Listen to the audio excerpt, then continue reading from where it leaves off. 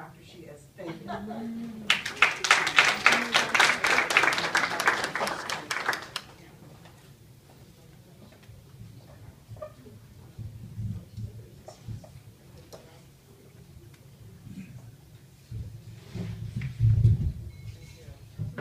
Good evening. I'm going to sing, and then I'm going to tap dance. I don't know if you want to see that, though. Good evening, everyone. Thank you for coming.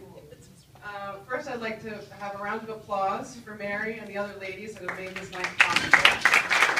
It's really nice to have an organization supporting women. I've been in practice for 15 years, and I was in business prior to that. And it's really nice where you can go and you can kind of get together and network with like-minded ladies. So thank you very much. So one of my goals here tonight is to empower you a little bit and to maybe give you some information, but I only have about 5 minutes, so we're not going to have that much time to do that. I'll try to squeeze a lot in for you. 15 years ago last week, I graduated from chiropractic school, and I had the intention of helping the world be a better place. And my experience with chiropractic was, I first went in, I had neck pain, I couldn't turn my head. And one of my colleagues at the time had talked me into going to a chiropractor. And it really took me a long time to go, but I was in enough pain that I decided to go.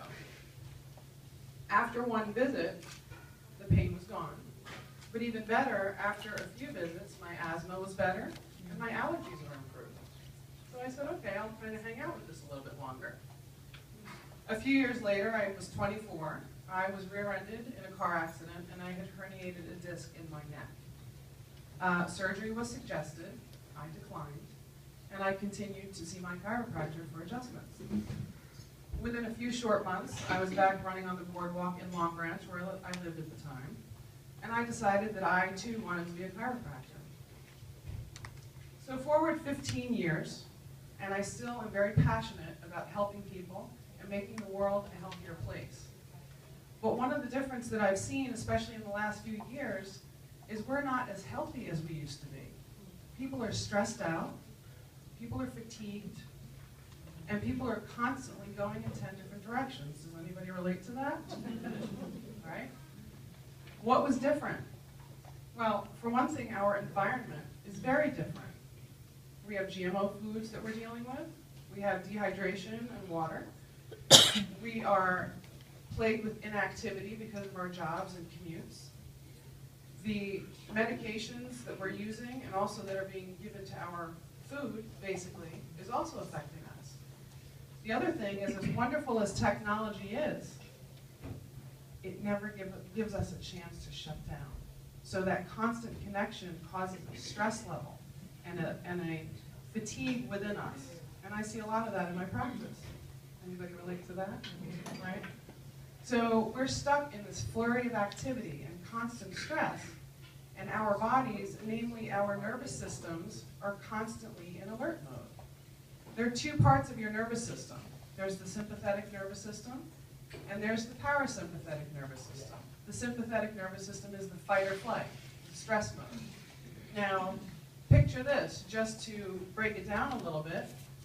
The sympathetic nervous system, you're in the woods foraging for berries to find lunch, right? And you see a lion. What are you going to do? Look for the nearest exit, right? Your blood leaves your stomach where you're digesting the berries. It goes to your legs so you can run away. Your heart beats more quickly so you can pump blood to the legs. You breathe more shallow and more quickly so you get more oxygen, and your eyes dilate so you can find the nearest exit.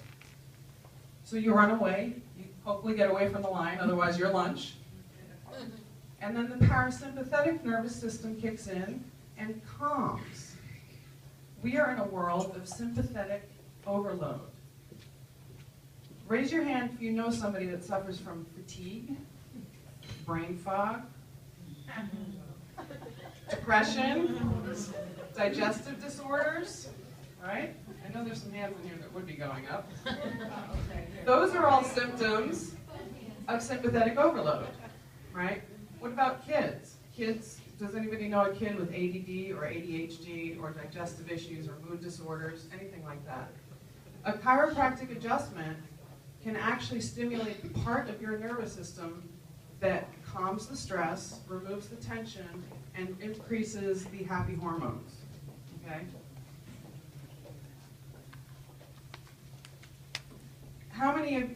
Who can tell me where we are on the scale of the 40 countries, where we are in health and longevity? What number are we? We're 40. We're dead last. Exactly. I mean, you do that. We're 40. So we spend the most money on health care, and we have the worst health. Okay? So at Maxlife, our motto, our mission is to discover health and rediscover life. And we work with people who are sick and tired of being sick and tired. So what I'd like to do now is I'd like to invite you to come to one of the workshops that we have in our office. And you can also approach myself or my assistant, Grace, and let us know how we can serve you to get better health. Why would you want to do that?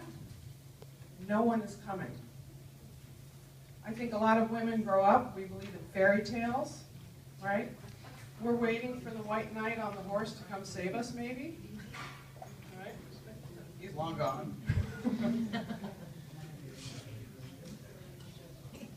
As Charlotte in Sex and the City once said, a woman just wants to be rescued.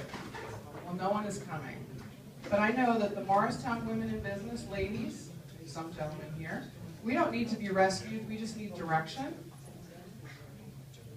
And we would be happy to help make you a plan and sit down and work with you and give you some direction to help you to discover health and rediscover life. My name is Dr. Tanya Maximoff. Thank you very much.